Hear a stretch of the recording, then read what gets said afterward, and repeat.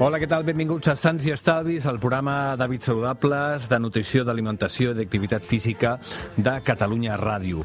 Avui volem parlar d'un tema que sembla normal que ens passi, però que potser no ho és tan de normal. Parlem del mareig, les criatures que pugen al cotxe i que es maregen, o la gent gran, o qualsevol persona de qualsevol edat, però sobretot parlarem del vertigen. Resulta que el 80% de la població ha patit en algun moment algun episodi de vertigen. Parlarem de si es pot solucionar o no, quines són les causes del vertigen.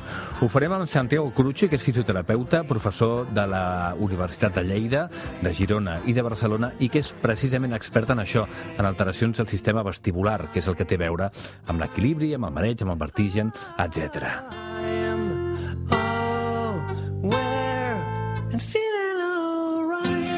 I després passarà per l'estudi, com sempre, la Gina Estapé, que ja és una clàssica del programa, dietista i cuinera integrativa, que ens parlarà de la xocolata. Tornem a parlar de la xocolata amb la Gina.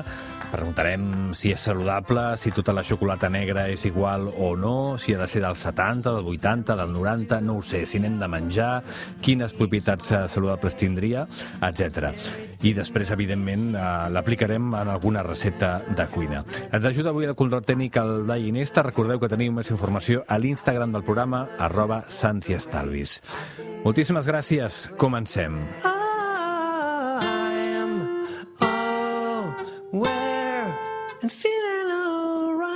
Sants i Estalvis, amb Adam Martín. L'entrevista.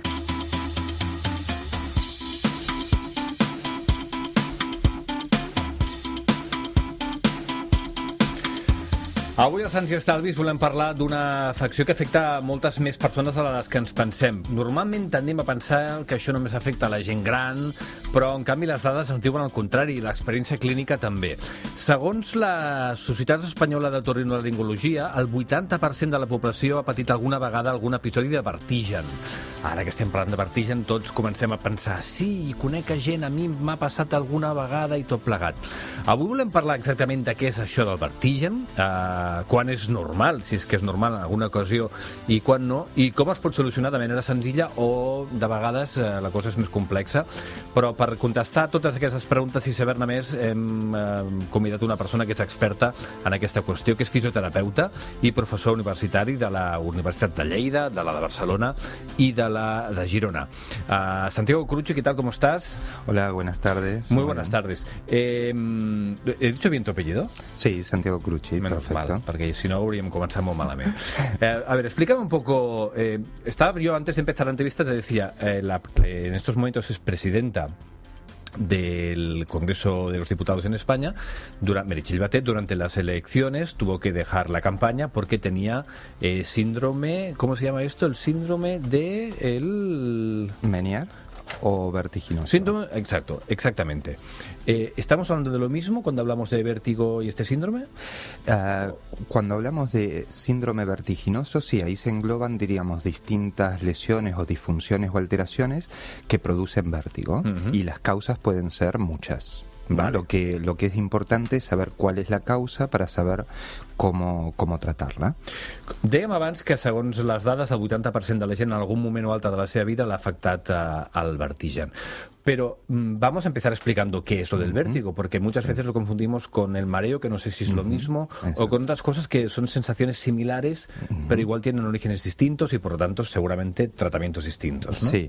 Bueno, en primer lugar, una de las cosas importantes a aclarar es esto, ¿no? Que vértigo, que muchas veces uno lo asocia como el miedo a la altura, no es el miedo a la altura. Claro. Desde el punto de vista médico, nosotros el miedo a la altura, bueno, es una fobia a la altura. Y el vértigo en sí es una sensación ilusoria de movimiento, es decir, la gente en algún momento, depende de las circunstancias que después hablaremos más adelante, tiene la sensación de giro de las cosas o del mismo. ¿Sí? Que tiene distintos tiempos de duración. Eso para nosotros es vértigo. Independientemente de si están estirados, caen de pie... Bueno, nosotros durante el interrogatorio, durante la anamnesis, cuando le hacemos las preguntas al paciente, es muy importante en qué circunstancias aparece y cuánto tiempo dura ese vértigo. Vale. Y también es importante, como decías tú antes, diferenciarlo del mareo. ¿no? El mareo, el vértigo es esta sensación de giro y el mareo son todas sensaciones o descripciones más vagas, poco precisas, ¿no? La gente dice o siento la cabeza embotada, como si hubiese tomado 2 copas de más, pero sin estar totalmente borracho, ¿no? Bueno, todas esas descripciones o como si estoy caminando sobre algodones, eso es mareo. Y es importante diferenciarlo porque el vértigo, la causa del vértigo, solo tiene que ver con una alteración en el sistema vestibular. En cambio, el mareo, las causas pueden ser un montón. Entonces son cosas distintas, mareo y vértigo. Sí. ¿Tú las puedes tratar a las dos o solo te especializas en el tema de vértigo? Lo digo porque no sé si es normal mearse en el coche, en Claro. que según qué sitios, todas estas cosas que damos por hecho que son normales, igual Sí, no lo son, ¿no? Sí, claro, de eso porque tenemos mucho para hablar, ¿no? Claro.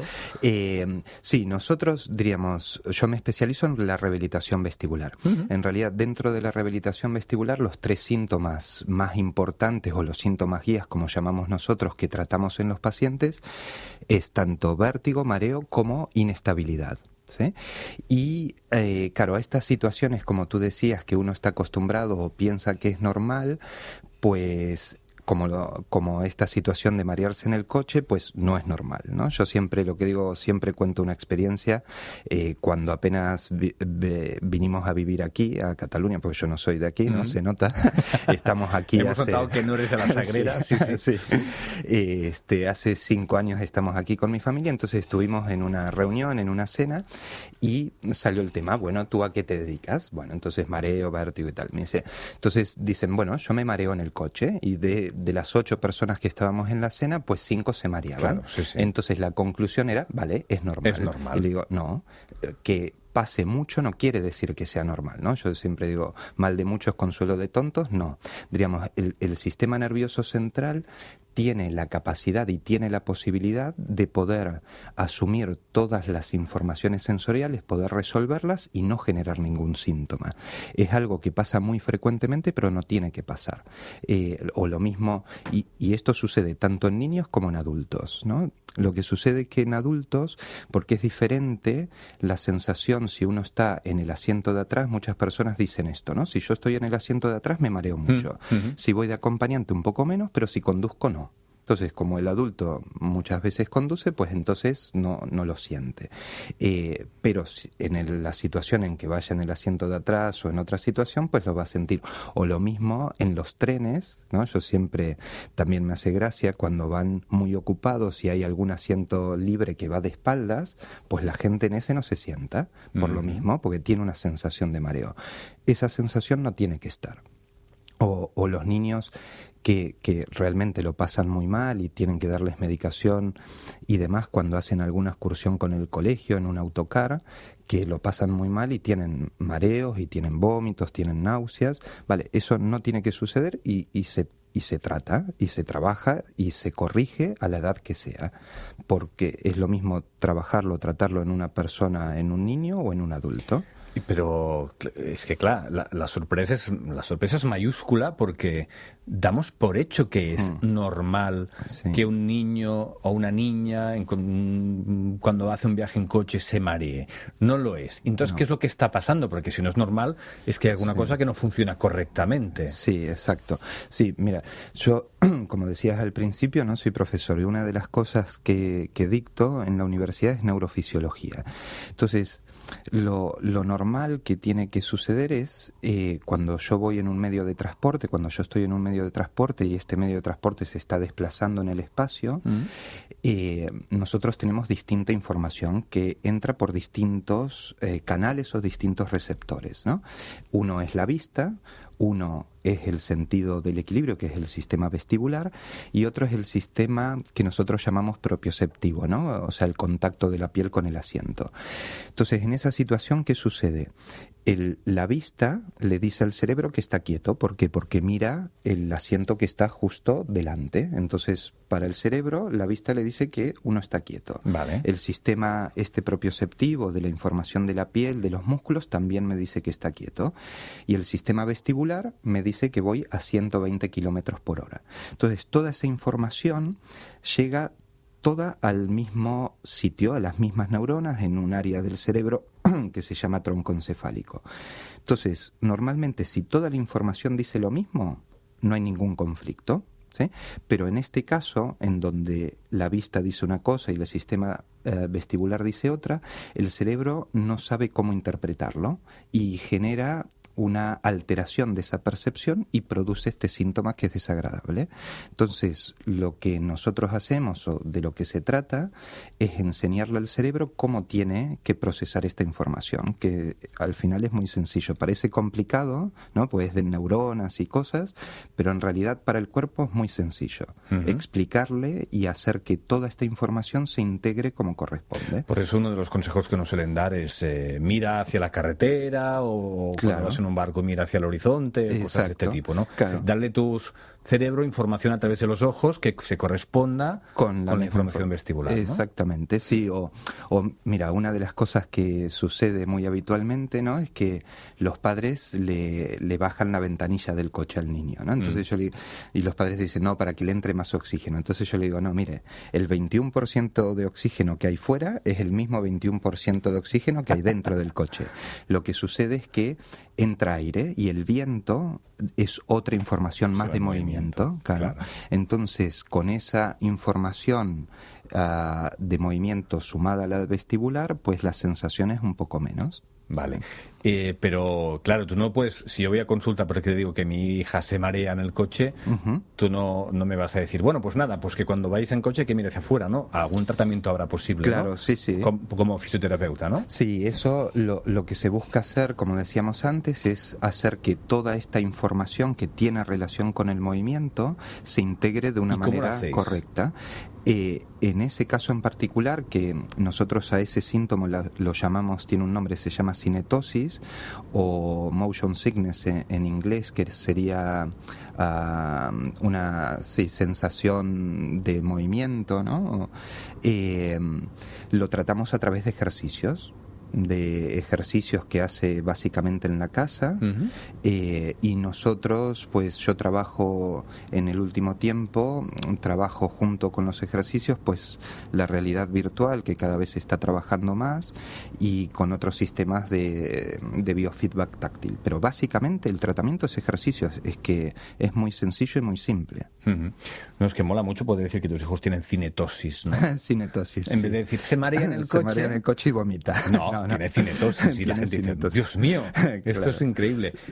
Para acabar con el tema de los mareos, que yo creo que es bastante común, como decíamos antes, ¿en el barco también es normal o es más difícil todavía que el cerebro? Sí, y tal? En el barco, dependiendo obviamente las condiciones, ¿no?, de la marea y tal, suele ser sí más complejo, porque en realidad ahí la alteración en la información entre un sistema y otro ya es mucho mayor. Es muy brusca la diferencia. Y es una situación a la que no estamos expuestos muy habitualmente. Entonces suele ser más difícil de tratarla, ¿no? Pero en los medios de transporte habituales, en donde uno va a estar expuesto a ese estímulo muchas veces, es muy sencillo. Y en el barco, claro, la condición es que varía demasiado. Entonces és més difícil processar-la. De moment tenim, en aquests minuts d'entrevista, tenim una molt bona notícia, una que no és gaire bona, que és que la cinetosi, que el mareig al cotxe no és normal, pensaven que sí, no és normal, però la bona és que això té solució, i té una solució relativament senzilla, immediata en el moment, i després a través d'exercicis a més llarg termini. Y perdona, una cosa más para agregar quizás, que en esta cinetosis lo que sí hay que estar tranquilo, vale, no es normal, pero tampoco es una patología o una enfermedad en sí misma, claro. Diríamos, no hay una lesión orgánica, no hay algo lastimado, es simplemente que la información no se integra. ¿Sí? Entonces hay que integrarla nuevamente. Nosotros le llamamos más una disfunción, ¿no? Porque no hay nada lastimado. Uno se tiene que quedar tranquilo, no pasa nada, sino simplemente lo desagradable de la sensación que uno tiene. Bueno, con esto yo creo que hemos dado pistas ya para avanzar en el siguiente elemento, que es el vértigo, que en el vértigo supongo, por lo que has dicho ahora, que en algunos casos sí que puede haber una lesión y o un problema, y en otros casos quizás no o no tanto, no lo sé. Avanzamos a través del vértigo. ¿Qué pasa entonces cuando tenemos vértigo? El vértigo, Por un lado, es algo mucho más frecuente de lo que pensamos, ¿no? Como decías tú, el 80% de las personas consultarán en algún momento de su vida por un síntoma como el vértigo, el mareo, la inestabilidad. Y lo que sucede específicamente en el vértigo, una cosa principal y importante es determinar la causa, ¿no? del vértigo. Por suerte, diríamos, siempre que hay vértigo está lastimada o hay alguna lesión en el sistema vestibular. Vale. Sistema vestibular, vamos a especificar porque seguramente hay gente que aquí se empieza a perder. Sí. ¿Sería el oído interno? ¿Todo el sistema del oído interno? Exacto. En eso es verdad, también es importante aclararlo, ¿no? El sistema vestibular es el sistema encargado del equilibrio, ¿no? y de la estabilidad de los ojos. Okay. Ese sistema vestibular tiene como dos grandes partes. Una que es periférica, que está en el oído, vale. y otra que está dentro del cerebro. Okay. La que está en el oído, una cosa importante es saber que está pegada al área coclear, a la parte que escucha, pero es una estructura diferente. Porque a mí me pasa muchas veces que la persona o el paciente te dice, no, yo del oído no tengo nada porque escucho perfecto. Claro. Entonces yo siempre les aclaro, vale, usted puede escuchar perfecto, pero puede tener algún problema a nivel vestibular. ¿Por qué? Pues son dos estructuras que están muy juntitas, están pegadas realmente, pero son dos estructuras diferentes. Comparten el espacio y nada más. Y nada más, claro, pero son dos sistemas distintos. Entonces, cuando hay vértigo, el vértigo corresponde a alguna alteración en este sistema vestibular, ya sea en la parte del oído o ya sea en la parte del sistema nervioso central. Y lo que sí tenemos que saber también, que la columna cervical, que quizás si no lo hablamos más adelante, no puede generar vértigo, no puede generar la sensación de giro. Por más hernias de disco que tenga, por más contracturas a nivel cervical que tenga, no puede generar vértigo. Mareo puede generar, pero no vértigo. El vértigo está en esta zona del sistema vestibular. Por suerte, la gran mayoría de las causas que generan vértigo, el 95%, suelen afectar a la parte periférica. Suelen afectar o a la estructura que está dentro del oído o al nervio vestibular que también está fuera del cerebro. Solo un porcentaje muy, muy, muy reducido va a tener alguna alteración dentro del sistema nervioso central. Lo más frecuente es que sea fuera. Y dentro de las alteraciones que pueden afectar al aparato vestibular en el oído o al nervio, pues hay muchas. Y la más frecuente es algo que se llama vértigo posicional paroxístico benigno, que tiene un nombre como muy largo, pero es muy sencillo y muy fácil. Esa es la más frecuente. Esa es la más frecuente. Entre el 45% y el 50% de personas que tienen vértigo corresponde a esta causa. Y, como decías tú, en qué situación aparece y cuánto dura es muy importante. El vértigo posicional paroxístico aparece solo cuando cambio de posición, ¿no? La gente lo suele referir o cuando se estira en la cama o cuando se levanta de la cama o cuando se agacha, y suele ser un vértigo que dura menos de 60 segundos. Vale. Después uno puede quedar mareado o, como dicen las personas, como atontada, pero la sensación de giro dura menos de un minuto. Y la corrección de esto, pues, es muy sencilla, porque se hace un movimiento con la cabeza y... Bueno, lo haces tú, ¿no? Sí, y en 4 o 5 minutos se soluciona, pero lo bueno es que no es que mejora, sino que pasa de estar muy mal, ¿no? De tener el vértigo, de tener náuseas, vómitos, uno hace ese movimiento y a los 5 minutos está perfecto. Pero ¿quién dios? Y ya sí, está. Y ya está, porque es un problema mecánico. Hay unas piedritas, ¿no? Que los pacientes le llaman piedritas, son cristales de carbonato de calcio, dentro de esa estructura vestibular que se salen del sitio donde tienen que estar y caen a unos conductos en donde no tienen que estar presentes. Y con el movimiento de cabeza tú las vuelves a colocar en el sitio donde deberían entonces estar. se hace un movimiento para recolocar esos cristales, esas piedrecitas, como le dicen los pacientes, de llevarlas nuevamente hacia el sitio. Vale, entonces esta solución tan sencilla es para mareos, para vértigos de estos de estoy estirado, me levanto, tengo vértigo. Sí. Estoy de pie, me agacho un momento y tal, tengo vértigo. Exacto. Dura 60 segundos, Sí. luego quedo un poco mareado, pero en general la mayoría de casos sería este tipo de vértigo paroxístico benigno. Exactamente, perfecto. Vale, ok. Se llama así, y el 50% de los pacientes que tiene vértigo corresponde a esto. Y, claro, en algunos pacientes, si uno no hace nada, es decir, si no hace ningún tratamiento, en el término de un año muchas veces se pasa solo, ¿no? Pero claro, es un año soportando, ¿no? Y la gente sí lo que hace, porque claro, el sistema nervioso central, como yo les digo, no es tonto. Entonces, el cerebro percibe que cuando se estira o cuando se levanta le da vuelta a las cosas y vomita, entonces inmediatamente lo que hace el sistema nervioso central es decir, no muevo la cabeza. Entonces, para no mover la cabeza, lo que hace es contracturar todos los músculos del cuello.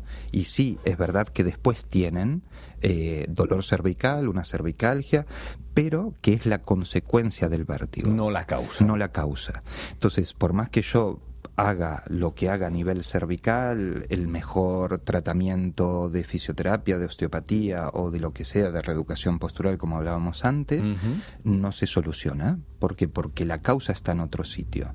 Entonces, lo que intenta hacer el paciente para no sentir ese vértigo es no mover la cabeza. Entonces, claro, se estira despacito, se levanta despacito, se pone 2-3 cojines debajo de la cabeza, ¿no?, para dormir. Y claro, tiene una solución de esto. En los últimos años realmente hay mucha literatura científica y hemos aprendido mucho. Entonces, nosotros sabemos que el 85% de las veces, con una vez sola que lo hagamos, se soluciona. Es decir, de 100 pacientes, 85, con una vez sola que le damos vuelta a la cabeza, ¿no?, el paciente pasa de estar mal a estar perfecto. Muy bien. Vale, vamos a dejar la patología más benigna, la paroxística benigna, y vamos a ir a los casos que son más complejos, donde seguramente, no lo sé, el ejercicio de mover la cabeza por parte del fisioterapeuta no es suficiente y puede haber otras causas más. Sí. ¿Qué otras causas pueden hacer que uno tenga vértigo? Bueno, siguiendo con las más frecuentes, primero que hablábamos antes de las piedrecitas, el segundo con mayor frecuencia es algo que se llama neuritis vestibular, diríamos. Aparentemente es un virus, ¿sí? Diríamos, es la teoría más aceptada a nivel mundial, un virus que así como afecta que puede generar un catarro de vía aérea superior, una gripe o una gastroenterocolitis, el mismo virus a los 5 o 10 días afecta específicamente al nervio vestibular. Entonces, ahí la persona en general refiere un vértigo de 24-48 horas seguidas. Es decir, las cosas le dan vuelta durante 2 días seguidos. Durante 2 días seguidos, que en general van, ¿no?, a urgencias, porque es una sensación muy, muy fea. Entonces, esa es la segunda causa. Y lo que sabemos de esto, por suerte, en esas primeras 48-72 horas, el vértigo desaparece. Lo que sí deja como consecuencia sintomatología de inestabilidad, de mareo o de vértigo al mover rápido la cabeza. Y una de las cosas importantes del sistema vestibular, y sobre todo en estos pacientes, es que tiene mucha relación con síntomas o con componente emocional. Es decir, la persona que está muy inestable, los pacientes con sintomatología vestibular muchas veces también desarrollan, junto con la patología vestibular, alguna consecuencia o alguna otra alteración a nivel emocional, pero porque es muy desagradable estar inestable. Claro. Y entonces, esto nosotros lo tratamos sí ya con ejercicios, no es solo el de mover la cabeza porque no hay ninguna piedrita suelta, sino lo que hay que hacer es reestructurar, o gracias a la plasticidad cerebral que tiene el sistema nervioso central, hacer que nuevamente la información vestibular vuelva a funcionar como antes de la patología, ¿no? Y también es cierto que muchas de estas sintomatologías se da en pacientes que han atravesado alguna situación de estrés, ¿no? Como tú decías anteriormente de lo que había sucedido con Meritxell Batet, con la presidenta del Congreso, en ¿no? el momento de las elecciones, pues muchos pacientes refieren que luego de una situación de estrés o de una situación emocional, sea cual sea el índole de esta situación emocional, desarrollan un episodio de este tipo, ¿no? Sí, vertiginoso, que en ese sentido hay un grupo de investigadores canadienses que estableció la relación, ¿no?, entre el sistema emocional, que es el sistema límbico, y el sistema vestibular que ahora conocemos, ¿no?, desde el punto de vista anatómico, que antes ya veíamos en nuestros pacientes, pero que ahora lo podemos relacionar desde el punto de vista de la anatomia propiamente. Bueno, no us queixareu perquè avui estem fent tot un màster sobre vertigen i fisiologia de l'oïda i del sistema vestibular i tot plegat. Estan repassant algunes de les causes més habituals que explicarien els diferents casos de vertigen. La més habitual és aquesta que explicàvem al principi, no, que explicava el doctor Cruci al principi. Ara estàvem parlant d'aquesta. Y seguramente hay algunos casos donde la causa es mucho más compleja, ¿no? Sí, nosotros diríamos...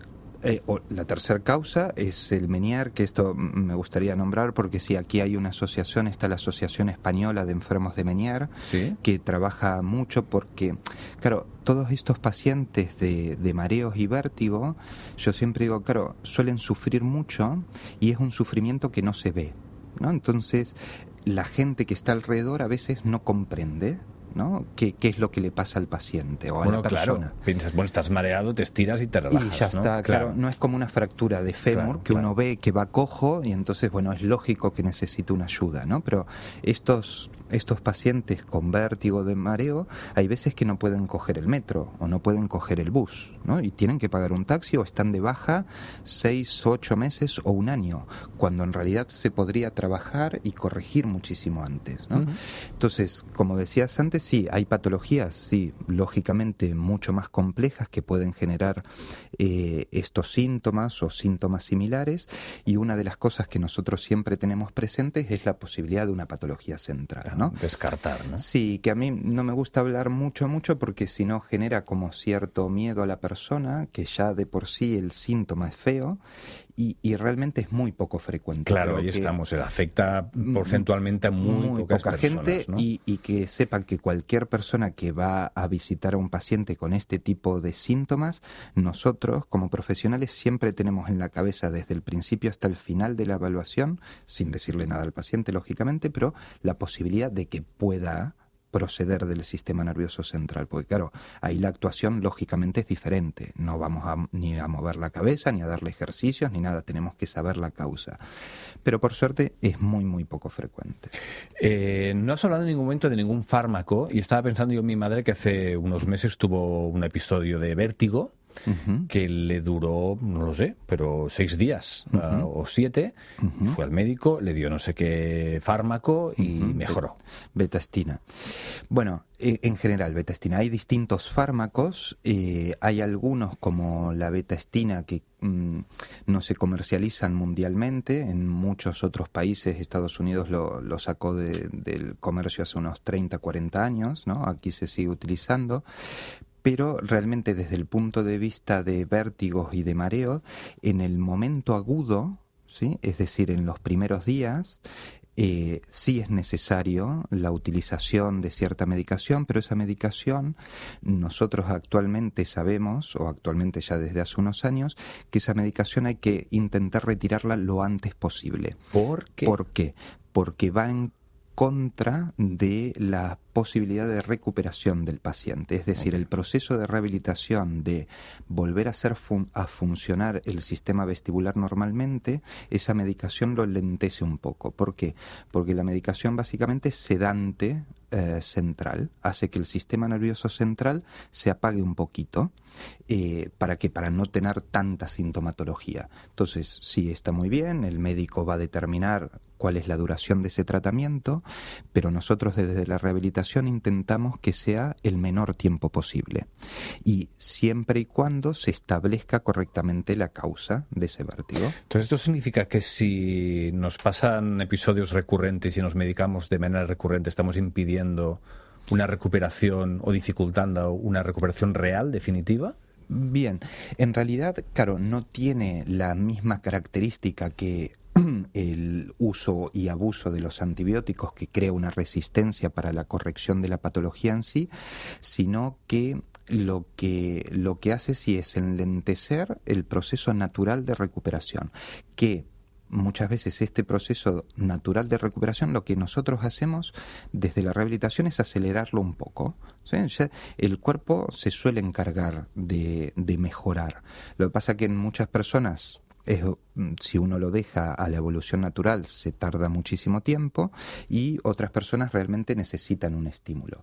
Y la medicación lo que haría sería como tratar el síntoma, pero no la causa en sí misma. Es decir, hacer que uno perciba un poco menos la sensación de mareo.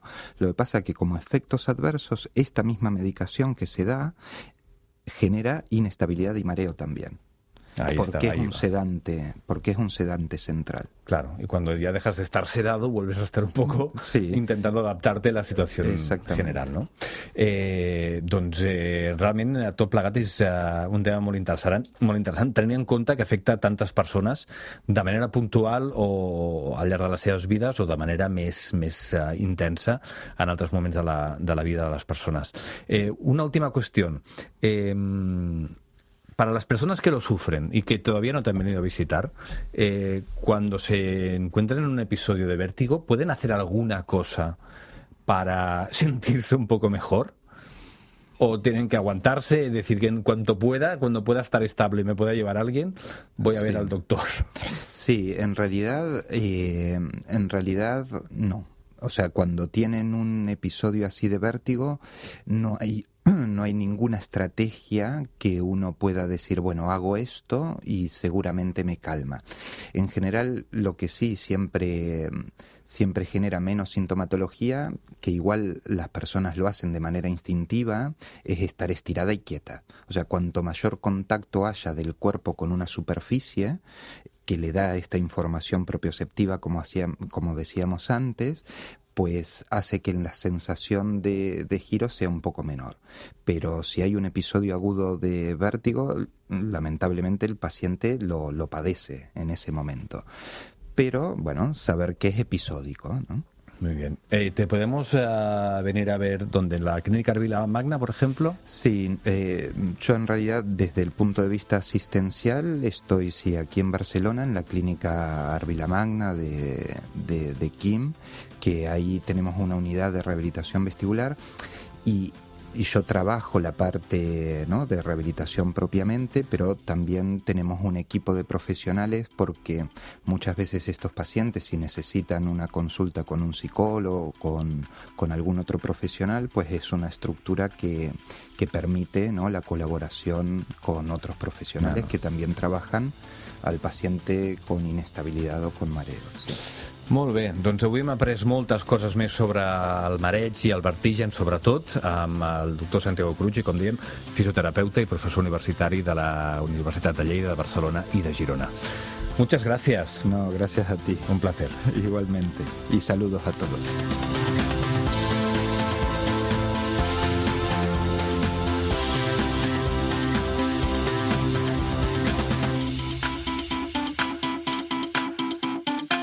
Sants i estalvis. Més anys a la vida, més vida als anys.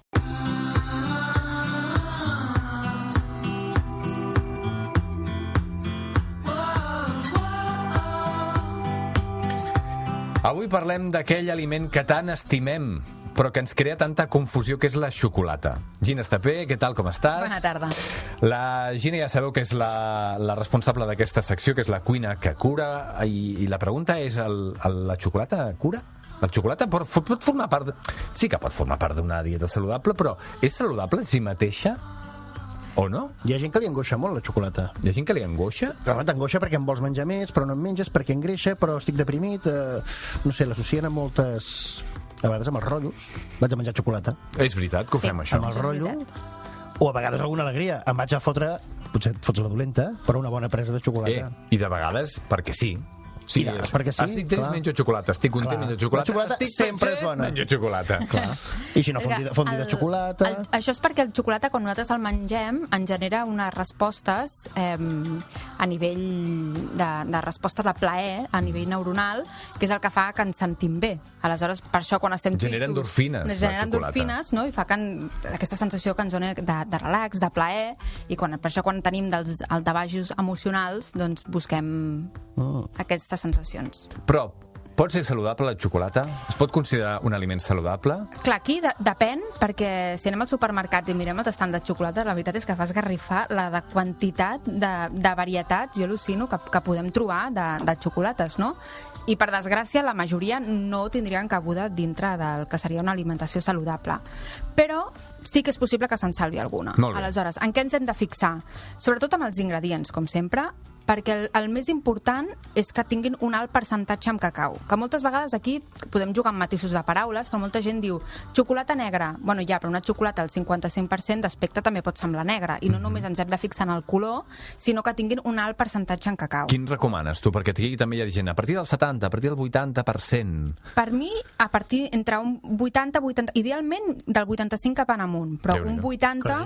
Un 80 també podria... També estaria bé, si a algú li costa molt realment acostumar-se a una de 85 cap en amunt. A mi no em costa gens. Jo me la menjo del 100%. És que és bona, eh? Del 100%. De fet, Jo n'he provat dels 99, el 100 no n'he trobat. Bueno, no n'he trobat, tampoc l'he buscat. No, però no varia gaire. No, ja ho sé. 99 al Segurament no. És un 1% més de dolça. Sí. Bueno, dolça tampoc ho trobo, jo. Tu la trobes dolça, la del 99? No, gens. Bueno, la del 100. Amarga total. Clar. Amarga, però és un 1% més dolça de la del 99%. És un amargor divertit. Sí, és diferent, i tant. No és un amargor. És acostumar-se, també. Hem de pensar que el tant per cent ens diu que dels 100 grams que té la tauleta, doncs un 85% serà aquest cacau. I vol dir que la resta són sucres i altres afegits com poden ser colorants, no ho sabia, conservants, això. etc. Aleshores, quan nosaltres agafem una tauleta, si aneu al supermercat, mireu, agafeu una tauleta del 80, 85 o 90 i veureu que el primer ingredient sempre serà cacau, cacau pur. I manteca de cacau. I manteca de cacau, exacte, que és el greix. En canvi, si agafeu una, per exemple, del 50... Que ja no ho posa. Que ja normalment a vegades no ho posa, el primer ingredient segurament ja no serà el cacau, sinó que serà el sucre, perquè estan 50-50. I com menys porti, més quantitat de sucre portarà. Aleshores, clar, si d'una tauleta de 100 grams el 80 és sucre, això ja no hi ha tenim per on agafar-ho. Però si és d'un 80, 85, 90 o més en amunt, la quantitat de sucre que ens prenem, que normalment és un trosset o dos, és molt petita. Aleshores, sí que podria. Per tant, se salva per la banda de que no té sucre, però l'aliment en si mateix, la xocolata estem parlant bàsicament que està feta de cacau. Clar, aquí l'ingredient saludable és el cacau. Per tant, la xocolata no deixa de ser un preparat a partir del cacau, però el que ens interessa nutricionalment no és tant la xocolata en si, sinó aquest cacau, perquè és el que aporta totes les propietats, no? Tots els antioxidants, tots els flavonoids, tots els minerals, com el magnesi, per exemple, o el manganès, o el coure, totes les vitamines, etc. Molt triptòfan també porta la xocolata. És un aminoàcid, el triptòfan, que ens ajuda, per exemple, l'aminoàcid, el triptòfan. A dormir, ens ajuda a dormir, ens ajuda a generar la melatonina per dormir. I la serotonina també, que és l'hormona aquesta que diem que és de la felicitat, no? Aleshores, clar, aquí nutricionalment realment és molt més interessant. Si diem, mira, és que vull afegir... vull preparar un postre i vull afegir cacau o xocolata. És molt millor que hi afegim el cacau pur que no que anem a buscar una xocolata, perquè sempre serà més saludable. Ara, si ens agrada el fet d'agafar un trosset per sucar amb la infusió, per exemple, si és d'un 80-85 cap en amunt, doncs pot ser un aliment a introduir. I de cacau pur en puc menjar tant com em vulgui o les preses ja és una pista? Vull dir... Aquí hi ha que anar amb compte. Per què? Perquè per molt que no deixi de ser un aliment saludable, la xocolata també porta cafeïna i teobromina, que són excitants. Aleshores, persones que ja de per si siguin nervioses o tinguin ansietat o els costi dormir, o els nens, per exemple, hem de vigilar, perquè això els pot generar un... Però no deies que te'n vas a dormir tranquil i content?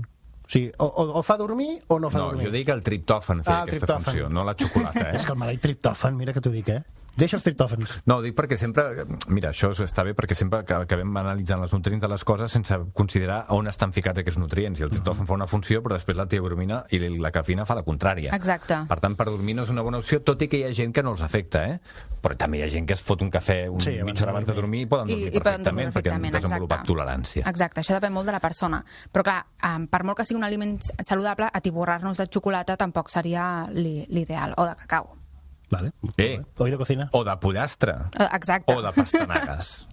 Si és que al final... No, per sort aquests que tenen el 85 o així, amb una presa realment en tens prou, Sí, jo no sé, ho dic de memòria, però he llegit que 20 grams al dia aproximadament de xocolata de bona qualitat és una ració... Superaliment. Una ració que està bé.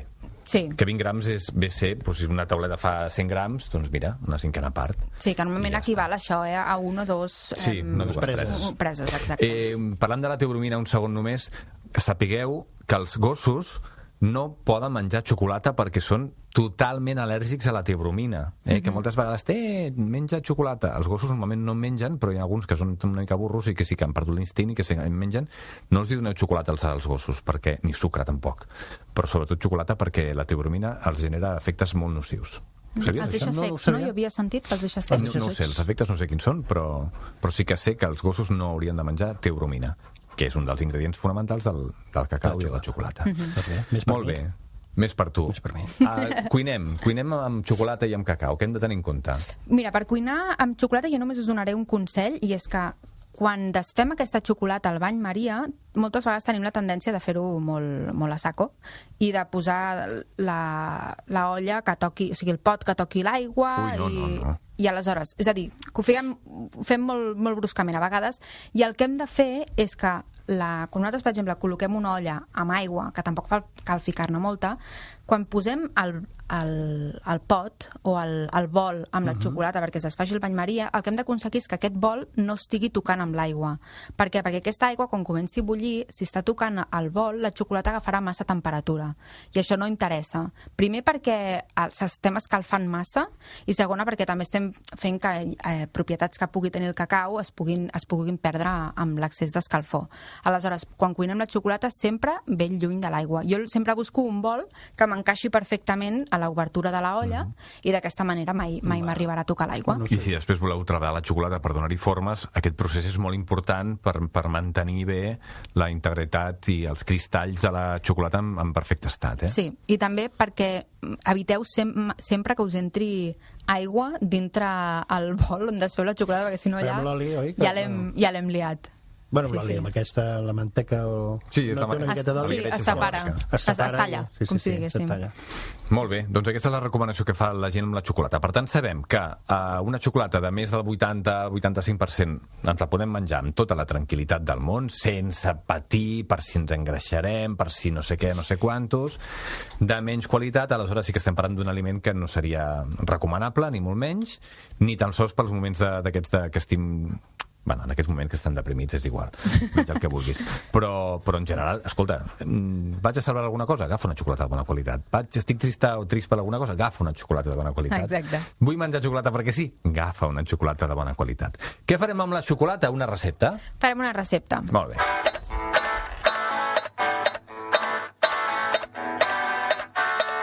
La recepta de la Gina. I ens acompanya Grimbita també en aquesta recepta. Que sigui una fondue, que sigui una fondue, que sigui una fondue. No és una fondue. Us porto... Miren que com a recepta és fàcil, Sí. Agafem 1 quilo de xocolata, la fonem, i ja tallem la fruiteta, aquesta, castanyetes o alguna cosa, i vinga, a sucar. Bueno, mira, és un bon postre, per aquesta època de l'any. Gràcies per l'aportació de la recepta. Grimbita em patrocina a mi. Bé, jo us porto unes postres, perquè, bueno, amb xocolata, com que és dolça, doncs no se m'ha acudit, la veritat, preparar un altre plat que no sigui... Tot i que n'hi ha, Tot i que n'hi ha, sí. La Llebre Royal, per exemple, porta xocolata, i molts plats tradicionals catalans porten xocolata com a ingredient important. Sí. Macarrons. La xocolata no... Saps quan li poses, no, el tomàquet, per l'acidesa que li has de posar una mica de sucre, diuen. Li poso una presa de xocolata bona. Del 99. Sí. que no té dolç per contrastar. No, la negra aquesta, és que no vull dir, no sé com es diu, una negra que deu tenir 60, 40, però negra, sí. I li queda en el tomàquet, li queda un gustet així, no fa gust a xocolata, però... Jo poso pastanaga per neutralitzar l'acidesa del tomàquet. Jo també ho faig, això. Pastanaga no és dolça, home. Anda que no! La pastanaga bullida és dolça, molt dolça, a més a més. No en tens ni idea. Endavant, Xina, digues. Doncs us porto una mena de natilles de xocolata i pera. Aleshores, per preparar-la necessitem... Surten aproximadament 2 racions. Un albocat gran, una pera mitjana, a mi m'agraden especialment utilitzar les conferències per a aquesta recepta, una cullerada rasa de cacau pur en pols i 40 grams de xocolata negra del 85%, 4 cullerades de llet d'ametlla sense sucres, podeu utilitzar també qualsevol altra beguda vegetal, mitja culleradeta de canyella en pols i, opcional, si li voleu donar un punt més dolç, unes gotetes d'estèvia líquida. Val? Aleshores, per preparar-la és tan senzill com primer parem la pera i la tallem a quarts, desfem la xocolata negra d'aquest 85% al bany Maria, de la manera com hem explicat. Aleshores, col·loquem tots els ingredients al got d'una batedora i triturem fins a aconseguir una textura homogènia. Tasteu-ho, si voleu, rectifiqueu si us agrada més amarg, afegiu més cacau, si voleu afegir les gotetes d'estèvia, l'afegim les gotetes d'estèvia, o més canyella o vainilla o el que vulgueu, i us serviu amb gots individuals. Aleshores, per sobre ho podeu decorar amb uns fruits del bosc, amb una miqueta de caqui, amb alguna fruita de temporada. Ja ho tenim. Queda una textura així... Bueno, a mi em recorda les natilles, per això he posat aquest nom. Molt bé. Has apuntat? Sí. No has tingut temps? Sí, mira, he apuntat. Tinc ganes de veure la foto, estava pensant en la foto ja. Has de dir que no. Ah, no ho he apuntat, què va? No has tingut temps. No, jo... que hi ha solució. Xocolata Nestlé amb llet, jo. Tenim un Instagram. Ai, a l'arroba Sants i Estalvis. @Sants i Estalvis, on podeu recuperar aquesta recepta i la resta. I que, per cert, n'hi ha una altra feta amb cacau, que tenim una nocilla en una Nutella, una crema de cacau. Una de les primeres. Boníssima, que va tenir molt èxit. Té moltes visites, aquella. Sí. La gent m'atura pel carrer i em diu gràcies. La gent és llaminera, Sí. Una nocilla saludable i aquestes natilles de xocolata i pera. I el bocat, el que passa que no surt el títol, però... Bueno, el bocat tampoc se'l nota el gust, és per donar... És el que li dona una mica la consistència. El greix aquest que fa que s'aguanti tot. Meravellós. Molt bé, Gina, moltes gràcies. A vosaltres.